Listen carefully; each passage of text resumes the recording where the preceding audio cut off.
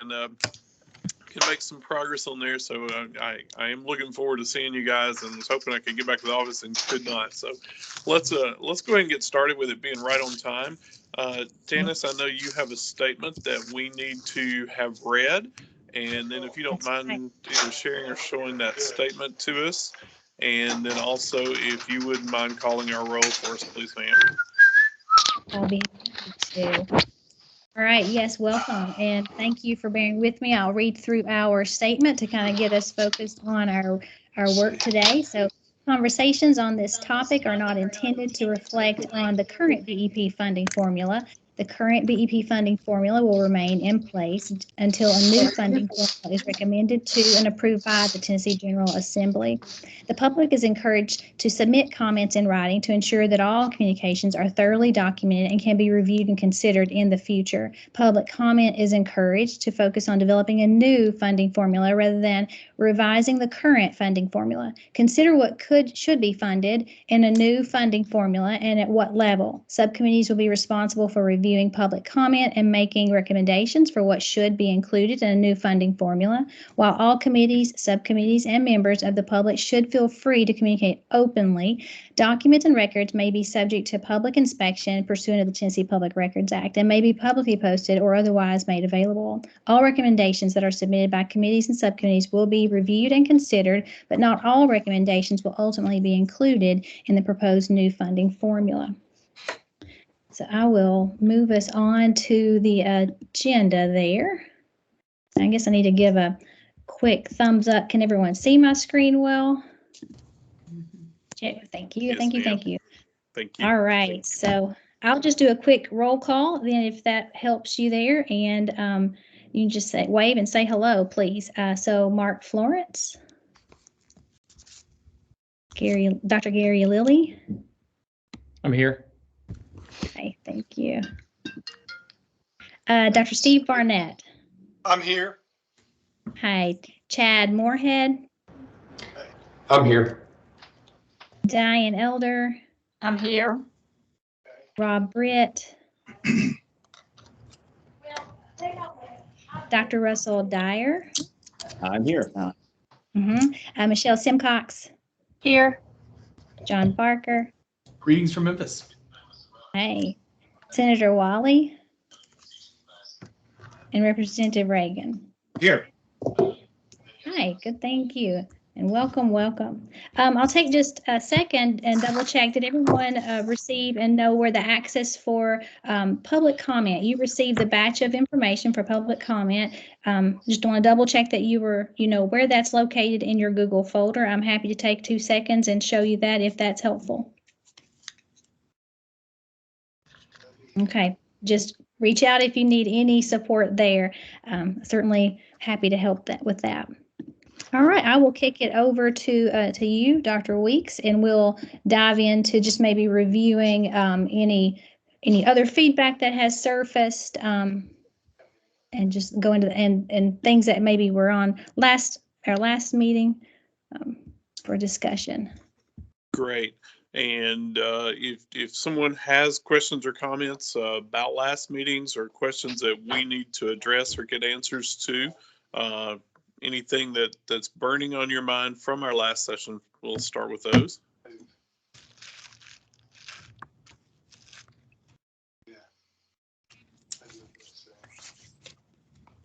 Okay, I'm not seeing any. So we will move on. And Janice, if you can just flip us on to the next slide then. As we look at our groups and our expertise, then we are to look at the information that has been shared, and as Janice, I think you had placed that in our drive as we look at this, and that feedback that we have received so far, again, I think the state has done a good job so far of trying to summarize some of the things into the buckets that we've looked at and place those documents in their Google Drive. And my understanding, Ms. Janice, is those will be coming to us as committee members in about 3 batches.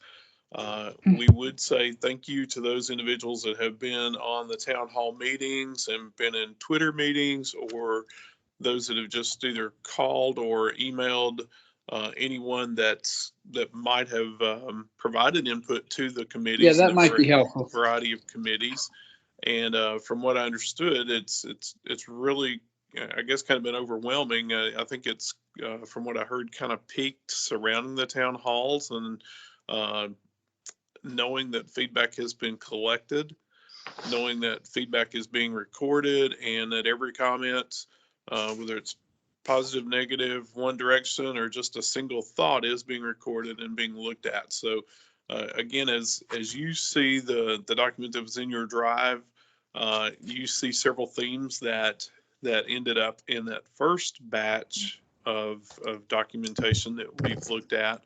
And my understanding, since that primarily comes before meetings 7 and 8 and any other comments that have been drafted together, and certainly before any of the other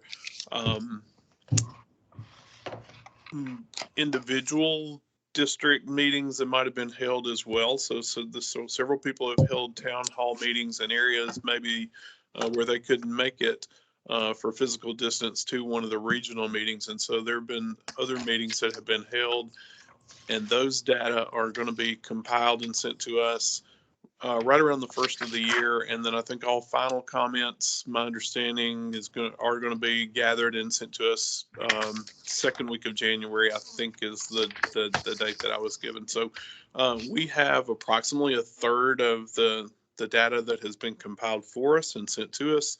And again, we want to look at those data, discuss those data, and especially, again, keep in mind the pyramid that we have looked at in order to classify and have discussions about those. And again, you'll see the notes that are in particular on there for us.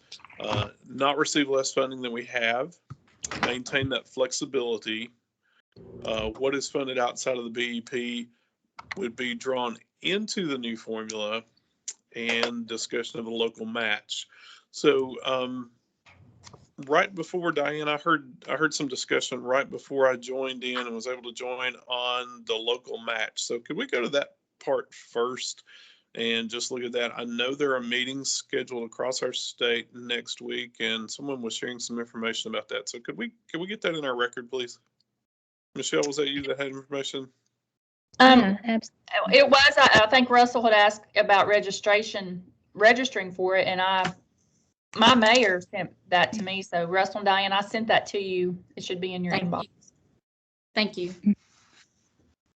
Okay, so Janice, you have pulled that on our screen. You're able to see that. So these are the regional meetings, and you can see the time and the location. They're all held next week. Basically a morning and an afternoon session. It is my understanding that if one location happens to be more convenient to a particular group, it is okay to kind of cross over our lines based upon,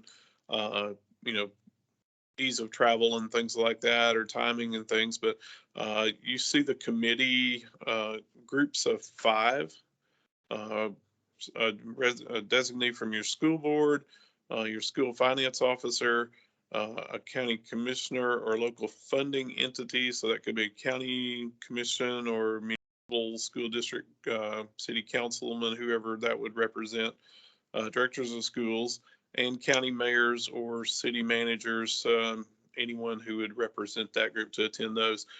And so I think that's going to help at least alleviate and help us to work through any situations where there are questions about how does this impact local funding, because again, the model that we're discussing strictly deals with state dollars and bringing those state dollars into that new formula and putting those together. So those meetings that are scheduled for next week, and again, I talked to my county mayor personally, and he'd received an invitation, and so we will be attending that together. And I'm sure if you've not received that as a director of schools, or if someone else needs that information for registration, we'll be glad to share that out if we can, and make those assignments.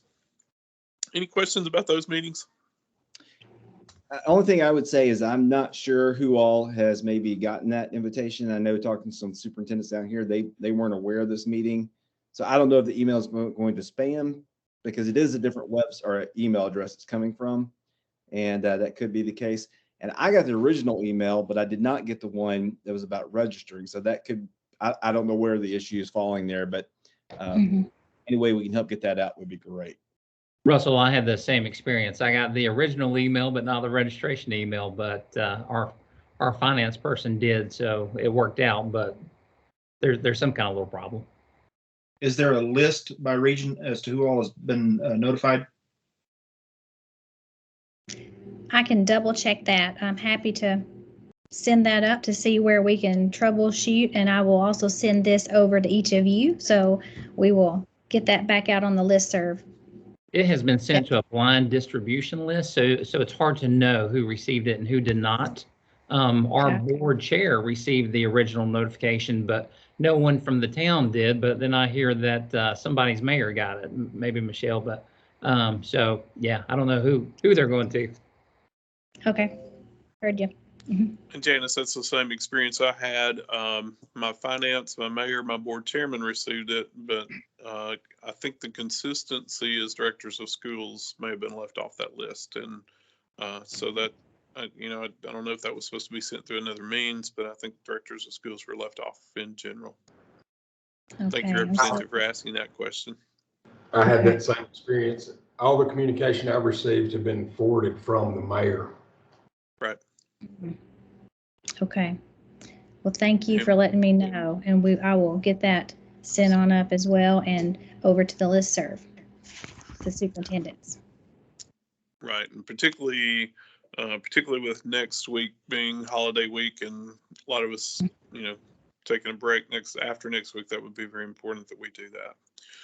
Well, back to the task at hand. You see our pyramid that we have worked with and looking at the base. And again, I hope you have had time to study the feedback that we have received through the documents. And again, I'm going to compliment the state, and I know we had some conversation with the commissioner just a couple of days ago about she's read the comments, and the groups are reading through those and kind of putting those into themes that would make sure are discussed by our group. So we'd like to take a look at discussing those today. But I also have heard, particularly through our superintendent's group, that there are some themes that maybe are particularly of interest to us as superintendents that have not been included in that. And certainly we want to take a look at some of those issues and make sure they get read and recorded onto our recommendations, because we're looking at this globally, but we also need to look at it, as the previous slide showed us, for our area of expertise and our area of understanding. So what is it that we as superintendents want to make sure are included in there as the voice for superintendents? So again, just focusing on those, reviewing those real quickly. The base: what does every student need? What does every student need access to? How do we weight those exceptionalities above that?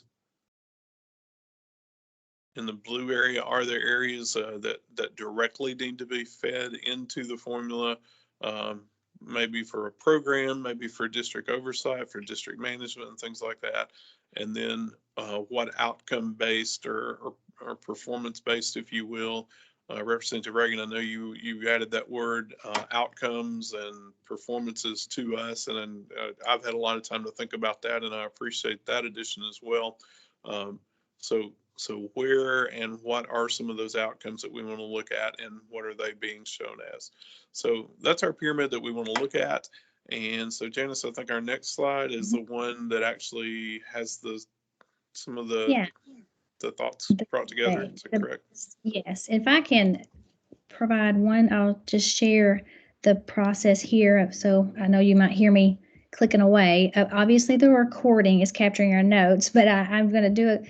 Try to give it a fair shot here at capturing the things that you say then as you review the base and the weights, to think about bucketing, like what you agree with. Yes, that feels right. What other context you've maybe pulled from within your stakeholder groups, to organize those into the must-haves, the should-haves, nice to have, and some of those long shots. But in each of those categories, what would be a base item, the weight and the direct. And then to your point earlier with that batch of feedback, really that was fast. So you've not had a chance to dive into all. There's over 200 comments and emails and such. So this is the process in our next meeting that we'll be having that conversation, and we'll use this space to maybe pull out what you've surfaced as you comb through that information. So just to kind of let you know, at the end, I will try to pull out what I've heard you say. If you prioritize those, if you've made a formal recommendation that you would feel like any of these areas would fall into the must-have, base, weight, and etc. Great. Thank you for helping us clarify that. So at the base, again, I'm not trying to read slides to us all and insult anyone's intelligence, but those things that we believe are critical, they're in the base formula that every student needs access to. And Janice, again, I know our notes are being recorded, but I don't want to take for granted. And I'm trying to walk that fine line between taking existing BEP formula, because I know we're not trying to revise a BEP formula, but we're trying to create a new formula. But members of the committee, could we start again by looking at those components that are in the BEP formula and saying that we would agree that those are minimally part of our base? Those things that are already existing in the formula, whether we agree with the ratios, whether we don't agree with the ratios, are those items that are contained, I think there are 47 components as best I remember, are those components that we can agree on that need to remain in a base, I guess, without just enumerating all 47 of those? So thoughts around that idea, first of all? Yeah, Danny, this is John Barker. I think the question that I hear you asking is there anything in there that we wouldn't go ahead and include already in a new formula? And for me, I think the answer is, I think you take everything that's there. I don't think there's anything extraneous in the current formula. And I agree with that, definitely. And I think we have to take into account that while teaching positions and ratios and those things are in the formula, we're not only looking at raising teacher salaries and benefits, but we'd also need to include all of those positions that we have to have in our school buildings that are not currently funded by the BEP. And I'm talking about teaching positions as well as assistant principals and things of those nature. Forgive me, was school security or SROs in that formula? I don't think it was it? No, They're not. And Russell, I want to catch that in a minute. If you won't let me forget that, I'll go back and talk about that in another couple of slides, if you don't mind. So if I don't, pull it back to me, please. Yeah, and I was just looking, I've got the staffing ratios and all those kind of things in my hand right here, and I just flipping through it, I don't see anything about school security or anything in there. But I agree. I think this is the starting point for what we can look at. These positions in the BEP program are definitely needed, and I'm glad we're looking at some other positions such as social workers and other things too.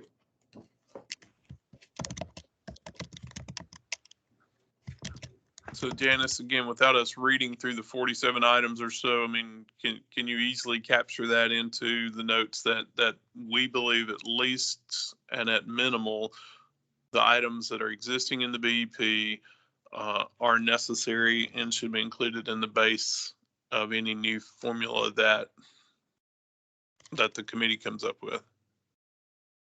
Gotcha. And that does, we're not agreeing to the ratios or numbers right now. We're just saying that the items need to be there. Is that correct? Yes, sir. That was my understanding. Gotcha.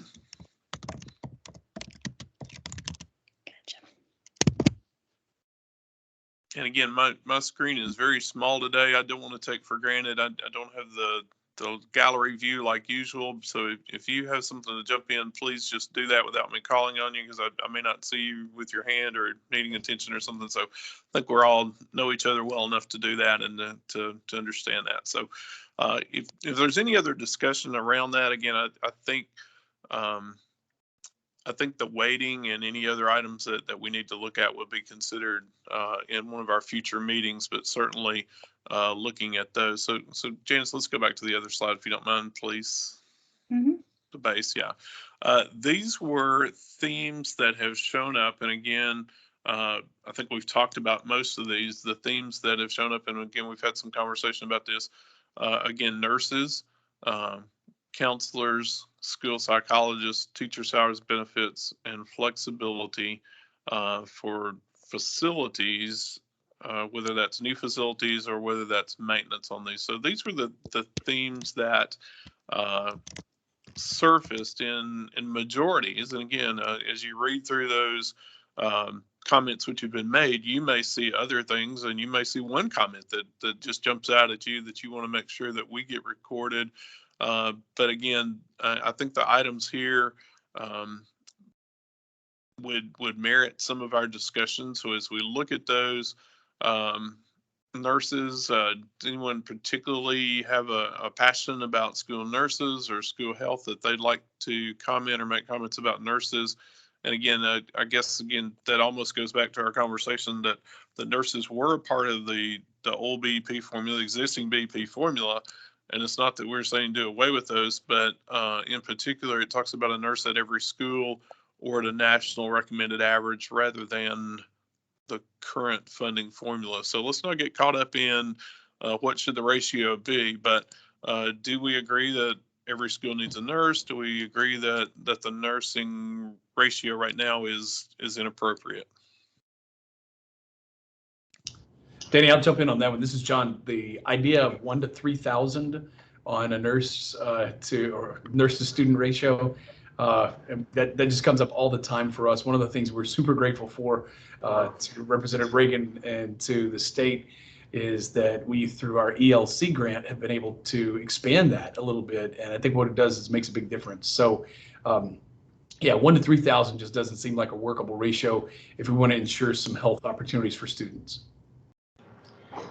And I'll chime in there and say that, you know, with the nurses, I believe that we need a nurse for every building, because when you have it by the number of students in the district, you lose time when that nurse has to travel from one school to the other, and they have to be in each building almost every day, if not every day. So I think we need to look real hard at a nurse in each building so that we have full-time coverage in all of our buildings.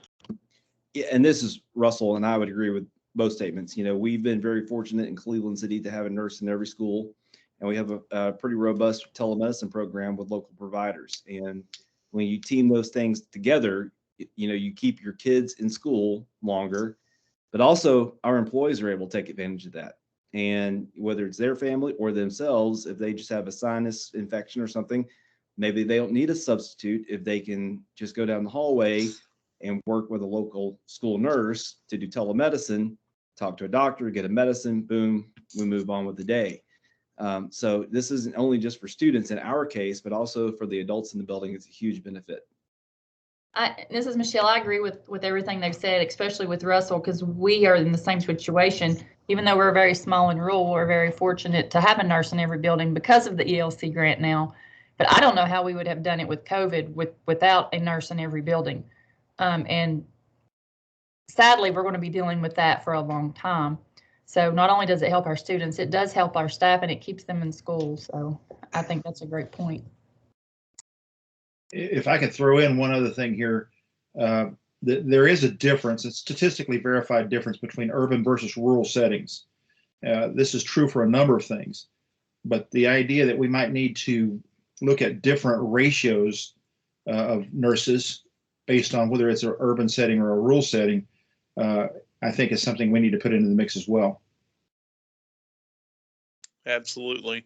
And again, I'm doing my best to trust the process, and you know, I know we look at the existing ratios, and it's my understanding, I'm still trying to wrap my head around it, but if this turns into a student-based funding formula, you know, these will be provided per students, and maybe that'll even be broken down per school instead of the existing funding formula. They call it the resource-based formula that we have now. So thank you for those comments, and we'll make sure that those are recorded.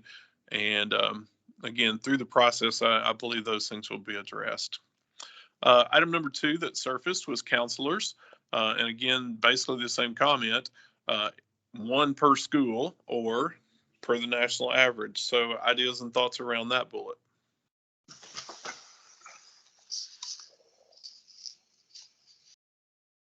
I agree with that, but I hope we have some conversation at one of our later meetings about mental health counseling as well. I don't think this obviously doesn't apply to that, but I think it's really important conversation to have during this funding conversation. Well, Steve, let's go ahead and have it. I mean, because when I see the word counselors, I think about lots of things that go with that. I mean, everything from I don't mean to lump those in the same category, but people's the mental health, the social emotional well-being of students. So counselors, I would say, social workers would be classified maybe under that same topic. I would see, because of behavior now, I would see behavioral supports, whether those are behavioral therapists or behavioral analysts.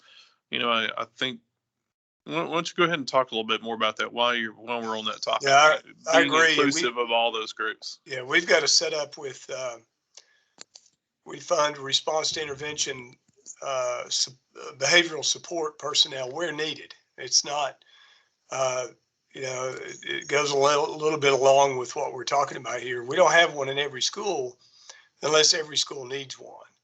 And they work with the school counselors, but also with our partners at Frontier Health with their mental health counselors. We don't have a mental health counselor in every school. Our high school is pretty large for Tennessee, about 2,300 kids, so there are 2 there. And then the elementaries, we have some in every school, and then a couple where we share. But it's been a real help for us to keep students in class, on task, in classrooms. The response to intervention personnel are usually psychology degreed or social work, something like that, and then they're trained to work with our Frontier Health counseling department. We have 2 leads. And, you know, it's a good example of something that as we need more of that, we add, but we've had times where we didn't replace people because we just didn't have the need in a certain school. And we also move those employees from one school to another. And I just think it's really beneficial to our students, especially those going through a hard time, and also our staff. It gives them another resource besides sending a student to the principal's office that they can refer kids that need some help, get them the help they need, get them back in the classroom. And this is Russell again, Steve. I'm going to copy in on that, and because I agree 100%. And I sent linked the email to the commissioner about this. You know, right now, I think we do tier 1 and tier 2 really well in our schools. Tier 3 of behavior supports is where it gets really sticky and really hard to deal with very difficult situations we run into. And I branch off that to the counselors because there is, of course, we all know a difference between a school counselor and a social worker or someone in that realm. You know, they do 2 different functions really.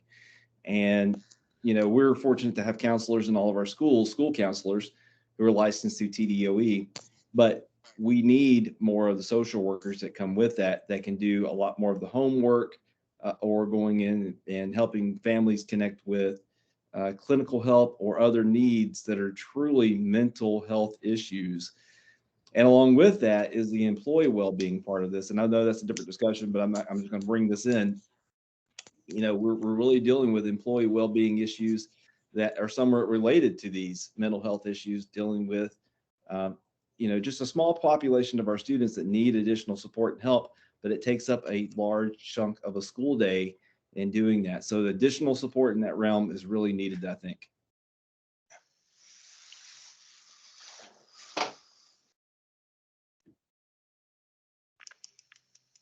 Other thoughts around social mental health? Yeah, this is John Reagan. I just, again, want to throw in some quantification kinds of questions on this. First off, the distinction has been made already, and I want to make sure that we capture that distinction. between what was traditionally a school counselor, meaning someone who talked to the students about what courses they needed to take and whether or not they were going to go to college or go to a TCAT, or the kinds of things that were determining courses they selected, the schedule they had, and so forth and so on, and a quote unquote mental health counselor. A number of our school counselors that were of the variety I just mentioned see themselves in the other realm as well, and perhaps they perform that way. But the issue that in terms of dollars is, again, the taxpayer is putting money out there to get a good citizen graduate out the other end of the system. And so the money that we spend on those, we have to be able to quantify the impact on what that means to the final product. In other words, the number of school counselors, traditional, that we need to be able to set up schedules and talk to students about the things that they have career-wise and what courses they need to do that, versus counseling on family situations or other things like that. So I want to make that distinction very clear. And I also want to make it the important distinction that, from a taxpayer funding standpoint, measuring the impact of those. Yes, sir. Thank you for those comments as well. And I just, as a superintendent, I would say too, I've heard a lot of people say these are COVID issues and may or may not go away soon. But I think from people I speak with regularly, these are societal issues. They're not just COVID issues. So the increase in radical disruptive behavior and things of that do need behavioral therapists, that need behavioral attentions, and the mental health that you describe, Representative, those are other pieces, and maybe those deserve a weight, maybe more so than just a general access. I would have a hard time saying that every school building needs a registered behavior therapist or needs a social worker at every building, based on some of my smaller schools. But I think, definitely there again, that could be part of our discussion, part of a weighting, or part of a student-based allocation as well. Other thoughts along those lines?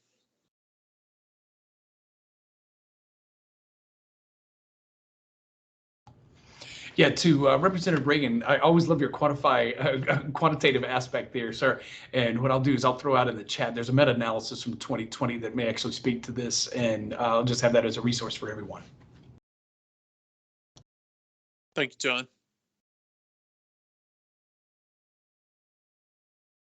School psychologist, let's go ahead and move to that bullet.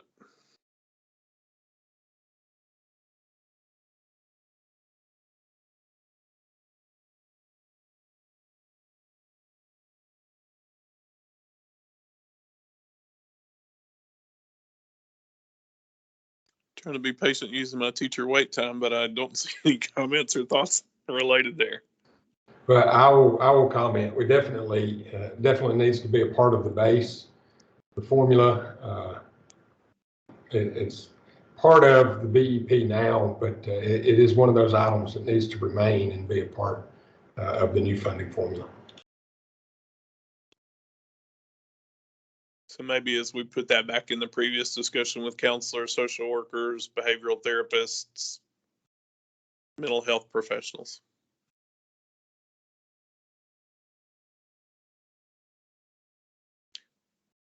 One that I saw many comments about, and I think when it used teacher salaries and benefits, it also used the term, but I don't mean to change the slides, but I think it also talked about teacher and staff salaries and benefits. So comments and thoughts about there.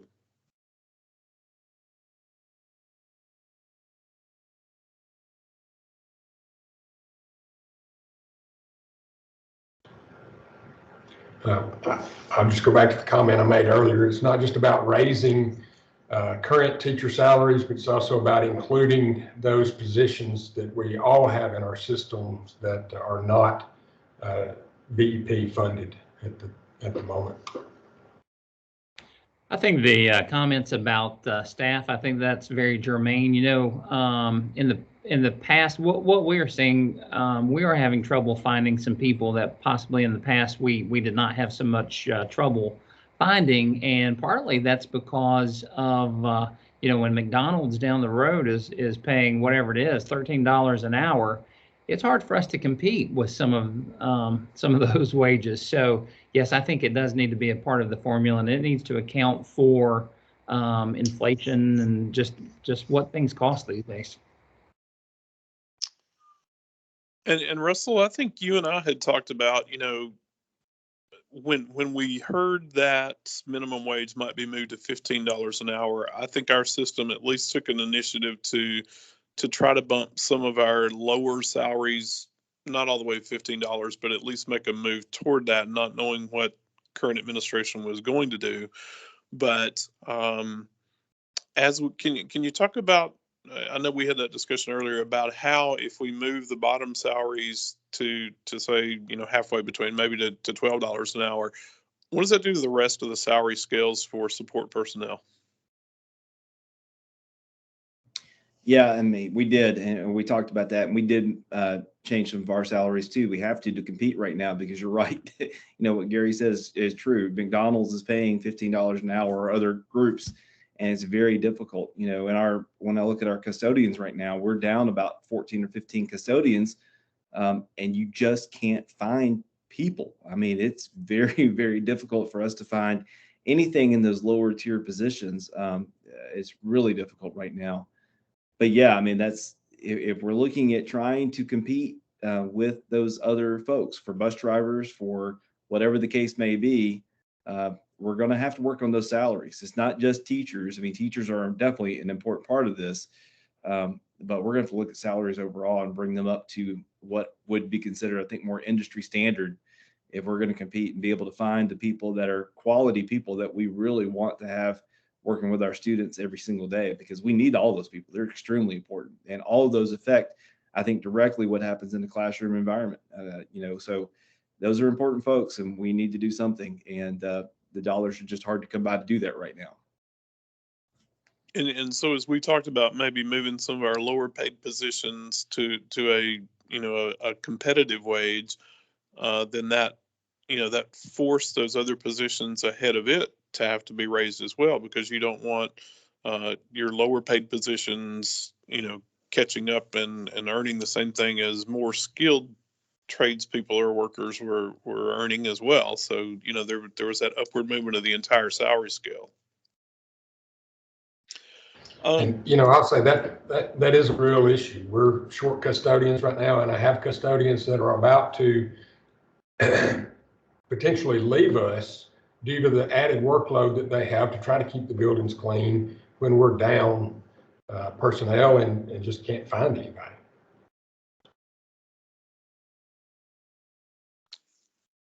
So Janice, I think it's real clear that when we talk about salaries on this, I think the key to that would be competitive wages, that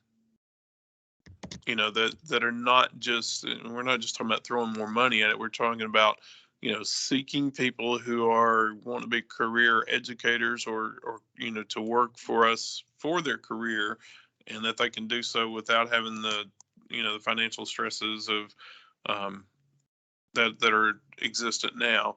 But that also goes to other positions as well. Got it. Go ahead. I'm sorry. Oh, I'm just agreeing. Thumbs up. Got it. Okay, I'm sorry. Diane, I think you had mentioned some of those positions that we're talking about that were not in the BEP, the current BEP formula. So could we just name a few of those positions and kind of just again get those on record of these are some positions that we clearly identify are not in the BEP, and we would say they need to be included in bases.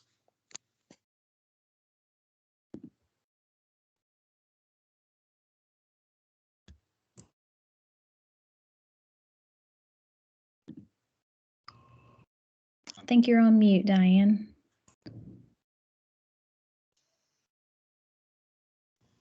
I apologize. Are you talking about like an assistant principal for every building or the SROs? Well, I think as we look at SROs, that was one of the things that I had in mind. That right now that's currently funded through SRO grants or safety grants or other means of funding. So that's nowhere in the current BEP. Is that Right. one of those positions that we would say every student needs? That school safety officer, that SRO position. Is that one of those positions that we'd be looking at? I think that needs to be in our base, an SRO for each school. If I could, please let me comment on that. I'm a big fan of risk analysis and hazard management. An SRO is a hazard management tool that is a way of reducing risk. And I dare say that the risk in Lawrence County is not the same as it is in Davidson County or Hamilton County.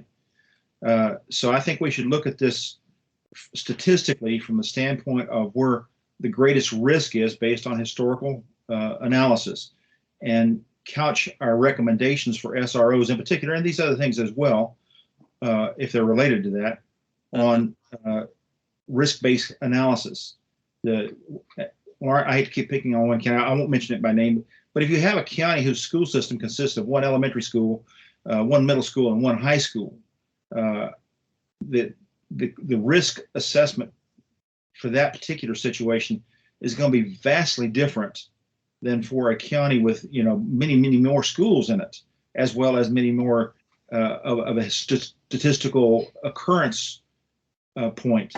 So my concern here is that while it sounds good to say we need one of these, whether it's a school nurse, an SRO, a counselor, or whatever, per building, per school, per whatever, I think we should probably look at this thing from a more analytical standpoint, meaning that, again, I know from my own statistical analysis as well as things I've read, there are major differences between urban and rural school districts in lots of different ways. And so I think to have a BEP that says one SRO per building, per school, whatever, is looking at this thing from a, again, back to the resource standpoint instead of back to the student need standpoint. That would be my suggestion there, that we base our recommendations on assessments. And of course, that's going to require some homework on somebody's part. I'm sure some of those studies are floating around out there, but some of them may not be. And to that, I would say we have 6 locally governed institutions, and we have 5, I think it is now, University of Tennessee institutions, all of whom have got faculty and staff who can do these studies for us. If we put the request out there and say, we need it by this and such a time, if you've got a doctoral student that would be willing to do this for their dissertation. Just a thought. But I definitely think that we should do something other than just say we need one per whatever. I'm much more inclined to say we need to do analysis on that. Exactly. Okay. To piggyback on that, you may have some larger high schools in different parts of the state that may need more than one SRO. Based on that data, it's the same thing. Absolutely. You're right. Yeah, right.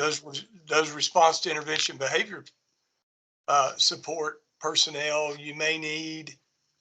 You may get fortunate, and you may have years where you have very few, and then there might be years you need a lot. One of the things we've tried to do is really avoid just putting one in every school, because then you really want students to be at that tier 3 level, like Russell was talking about earlier, before they get this service.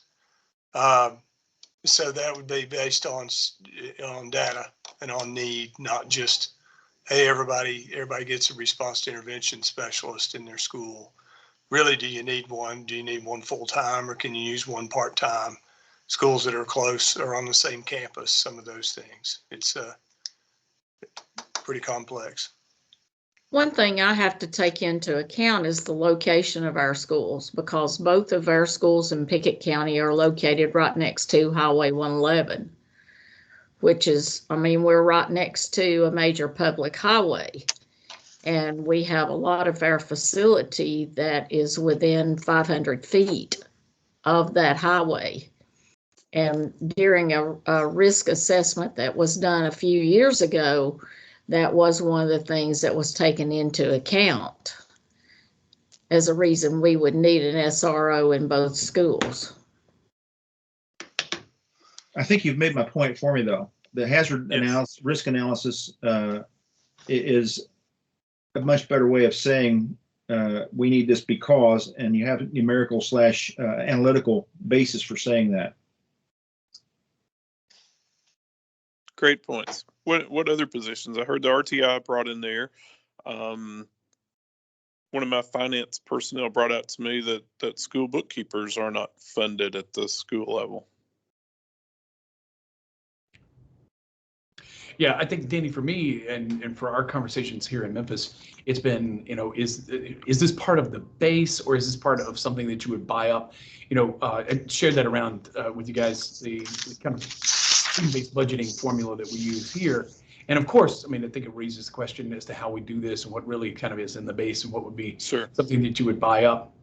It seemed to be that maybe a funding level for some school resource officers would be there. And then maybe, the option with some additional funding to kind of buy up, as is the case there in Pickett County. I think that you bring up a great point that, you might need to have some extra for that. So, what I'm excited about this new BEP formula to say, all right, we're not necessarily going to tell you how to spend your money, districts, in all cases, but that you'll have some flexibility to be able to buy up some things that you might need that are specifically needed in your area and your particular situation. I did throw a paper out there. I just grabbed that one. It's from the University of Buffalo.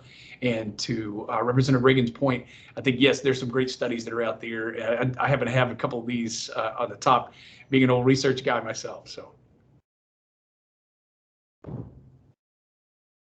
John, thank you for sharing those. And you've done a great job doing that for our committee, and I appreciate that a lot. Danny, yes. Where does school bus drivers and transportation fit into this? Is that in the base or is that in the weight? Because not everybody rides a bus, but for us, we've got about 8,000 students that ride the bus every day, 330 square miles, geographically challenged, and we have to double about 15 routes a day because we don't have enough bus drivers. So it's a challenge here for us. And to be quite frank, I don't see where the next generation of bus drivers are going to come from. I'm concerned about that and how that fits into the funding formula.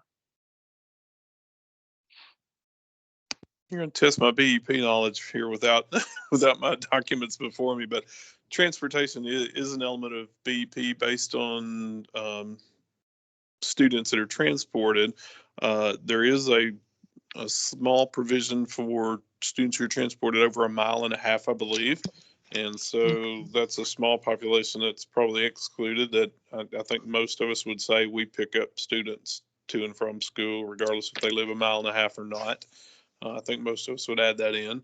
But, I think that goes back to the whole discussion on salaries, how our HR offices are creative about finding those people something else to do rather than, hour or two in the morning, an hour or two in the afternoon. Can we find them full-time positions throughout the school day where they could serve in another role?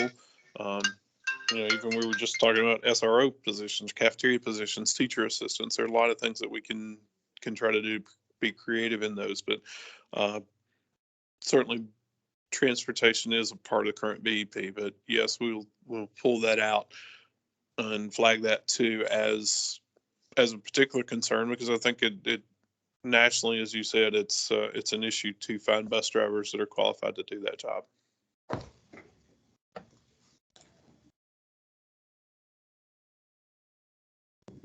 Other positions we want to pull out and just kind of highlight real quickly.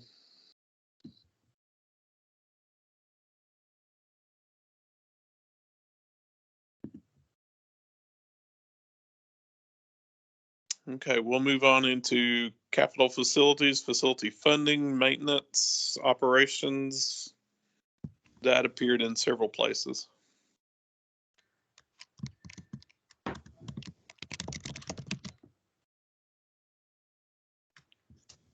Hey, Danny, I'm going to lump in technology. Is that cool there too? Absolutely. Oh, yeah. I think one of the things, and I know, to be careful about too many references to the current BEP and the current formula, but given where we are and what we've learned through these COVID times, I think there's got to be some thought, at the very least, some conversation and dialogue around what the expectation is for a base level of funding for technology. And I would just submit that $47 isn't it. So we will be careful around referring to the current formula, but when we say technology, I mean that's inclusive. So again, for note purposes, that would be inclusive of, to me, that's a student device. That's the infrastructure within our buildings to, the networking and everything that powers that device and provides that service toward that device. I think we've often left out instructional technology in terms of a teacher needs that same device. They need the equipment that goes along with those technological pieces. They need the devices that they need to do their work. Administrators need the devices as well. Yes, I think it is easy. When you when you say technology is in the current formula, it should stay in there. Then I think you're exactly on the right track as far as looking at what does that really mean when you start expanding that. For example, when you go one-to-one, not only is that more cost with the hardware and the software, but you also have to grow your technology department. It takes more support. So it takes more internet access because you have more devices on the network at one time. So I think it's important that we really flesh out what each of these things, the implications of each of these, because it's easy to say technology, but sure. You really have to dig in to think very carefully about, well, what are the implications of that? Not just hardware and software, but personnel and all the rest of it. And Gary, I was going through some of my notes as well. Someone I had a conversation with 2 days ago, when we talk about technology, the software programming that we're using, and going back to Representative Reagan's points earlier about outcomes, we use a lot of predictive testing software in our schools to give multiple benchmark tests throughout the year to see if our students are on track and to be diagnostic about what we're doing and how we can use those results to be prescriptive if they need tutoring, if they need additional time, if they need additional support. So, when I think we hear technology, we just think about every student needs that access to that computer, but the programming that goes along with that, not just an electronic textbook, but the diagnostic materials we need and all those things that go along there. Let me throw another wrinkle in there just for consideration. And again, urban versus rural. In my district, my legislative district, there are places that do not have internet access. They don't even have cell phone access. Wow. We're in mountainous regions. And yet we still have schools and we have students that go home to do homework. And they have to come back to the library or stay late at school where they are to be able to use those devices to do homework. So again, my only suggestion is there needs to be a consideration here for that urban versus rural distinction again, at least until Elon Musk is able to put up his satellite internet.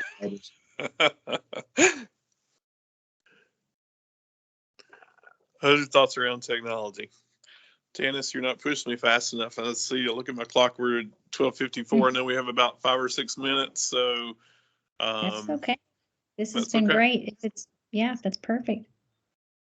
Let's go ahead and flip to our next slide and see what we have there. These were some of the suggestions for weights. And again, I don't think we're discussing right now of what weights or anything like that, but these are just some of the topics that again, bringing out economically disadvantaged, concentrations of poverty, special education, ELL, rural. Again, I think Representative Reagan, that brings that point, rural versus urban. The idea of sparsity, I've heard that defined a couple of things that, there's some very large counties outside some urban areas that would not be considered rural, but sparse population, where the population is, where the schools are located. So that was brought out in several of the comments. Quickly growing communities, and I know there's an entire committee that works with rapidly growing areas, and charter school enrollments. So those are some places. You see another paragraph underneath there. They've not received a lot of feedback, but they mentioned those on weights being giftedness, dyslexia, small schools or small LEA size, and then smaller class sizes in early years, early beginning years. Any comments about that list while we look at those real quickly? Could I ask a clarifying question about dyslexia? I heard that at the meeting in Lebanon the other day. Is that something that is, where is that coming from, if anybody knows, just in terms of, you know, a particular disability that's kind of being pulled out? Not that that's wrong at all, but I mean, it's a learning disability, and anybody got any history on why that continues to kind of like pop up as a specific? Let me toss a little bit in there. As someone who suffers from that, and early on in my school career, fortunately, I had a first grade teacher who recognized it and was able to get me some help with that. However, to this day, the only way I can spell a word is by reverting to the rules of spelling and all the exceptions that I had to learn. My grandson also has dyslexia. The interventions that I had are different from what he had. He now gets extra time, or he used to, he's out of it now, but used to get extra time for testing and additional reading coaching. So as a separate disability, it's still a disability, but the student, once they're able to find a individual workaround, frequently becomes one who excels. Like my grandson, for example, once they had some personal workarounds developed for him, he's now an engineer.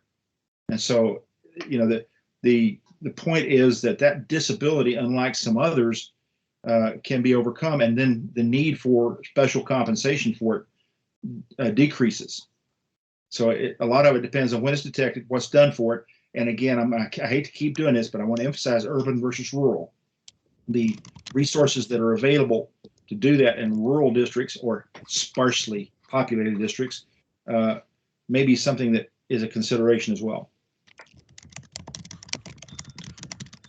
And John, I guess, you know, being the only non-superintendent on here, there were several laws passed a couple of years ago about dyslexia screening, and you know, those are part of what we have to do in early elementary grades to catch problems, as you just heard about. And so that's, you know, that's a piece of that we see a lot. Gotcha. That's helpful. Thank you. A disability that I think should be weighted, which I think it's interesting that it has not received as much feedback, is that of giftedness. You know, as Tennessee does categorize giftedness as a disability, there's no funding, no federal funding to address giftedness. So I think sometimes we do our gifted students a disservice by not being able to fund, you know, programs and things that they could benefit from. So I would love to see that weighted. And Dr. Lee, I was about to jump in on that too. I agree. You know, I think we have a lot of things that really target students that are either struggling with learning or, you know, they're getting along there, but we need to think about a other end of that spectrum as well. I think that community have time or funds to think about, because we certainly don't want to lose students because they're either bored or whatever the case may be. Bored is the wrong word to use there, but I think we need to think about all students across that spectrum of learning a little bit more often than we oftentimes typically do.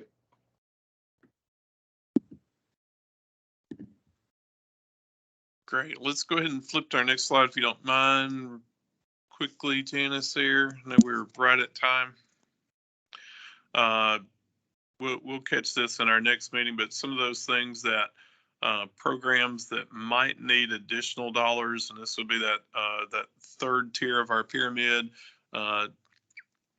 Additional funds, where do we put these in? These are some of the nice things that have been mentioned. And again, I would just encourage you to study through some of these lists. And as we look at those, you see tutoring on there, you see CTE, which has been an emphasis from the administration, extended school time. So I believe that means a lot to do with our summer programming, our summer learning camps. Again, we've all experienced that this year. So there are a lot of other things that are being brought up, and you see that paragraph there that additional inputs. And again, John, I liked your terminology of these might be some services that just general dollars might go to in flexible ways that districts could use. So if you'll take a look at those, we'll flip through there.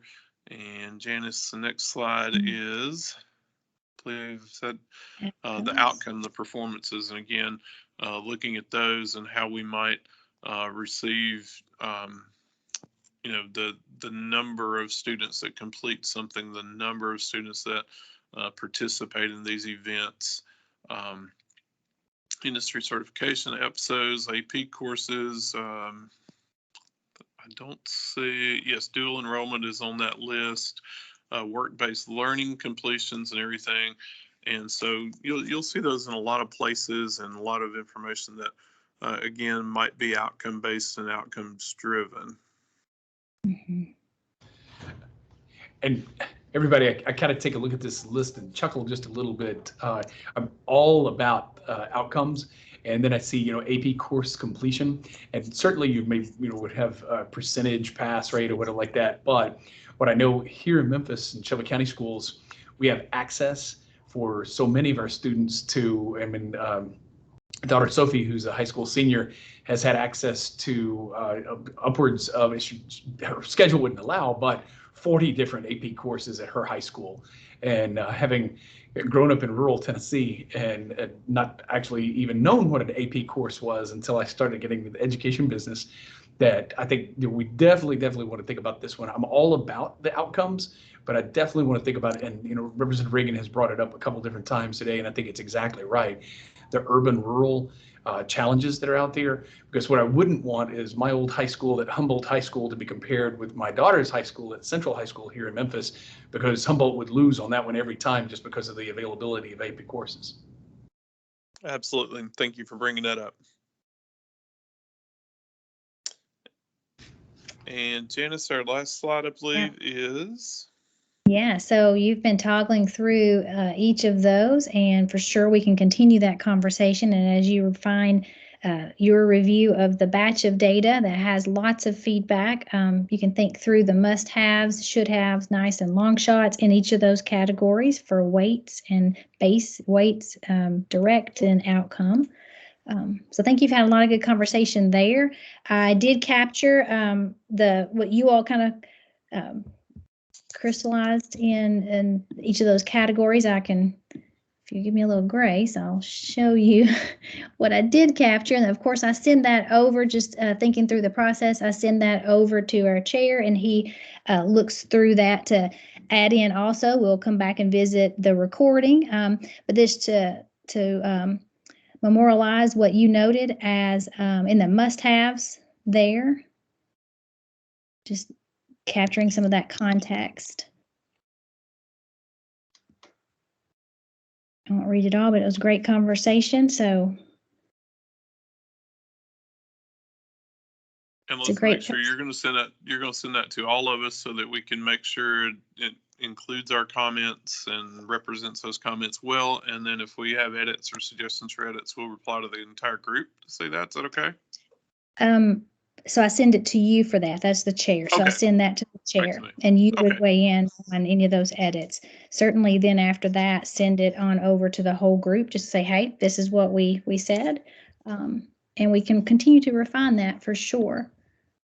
And again, you'll be weighing in and pulling on lots of information. I'll move us on to this slide for our next meeting, same time, same place, but in January 6th. So that will give us time to get that. We'll try to have that list. And again, I know a lot of us have a wonderful holiday scheduled, but we do need to do a little homework in between now and January 6th. So we'll continue looking at that and maybe send some documents that will help us to think about that. Again, my understanding is we may receive batch 2 of feedback to look at prior to that meeting or right around that time. So we'll be looking toward that. So our next meeting, January 6th at noon Central, and continue to discuss, to look at these. And one that I'm particularly interested in is how we cost that out, because, you know, one of the things we talked about many times today is, you know, across the state, we have different values that we place on each one of these positions or cost items. So how we do that and how we break that down is going to be really important. So I will try to get some information if I possibly can and get that out to you before that. Anything else for the good of the group before we dismiss today? I think that sounds great. I just typed in the chat batch 2 data, which should be in our folder. Just populate into the folder that exists in your Google Drive by January 3rd and batch 3 by January 17th. Okay, so January 3rd, a couple days before our next meeting. So we'll have to get busy with that. At least it'll be in there before our next meeting. Great. That's right. All right. Well, thank you all. Thank you. I wish everyone a wonderful holiday season and happy holidays and a Merry Christmas to you. Most of our offices will be in and out of our offices a little bit during the holidays. So feel free to keep in touch and, look at your emails every now and then, and we'll see if we have items that we need to share. But again, I wish you the very best and for you and your families, and enjoy that time. Have a great day. Merry Christmas.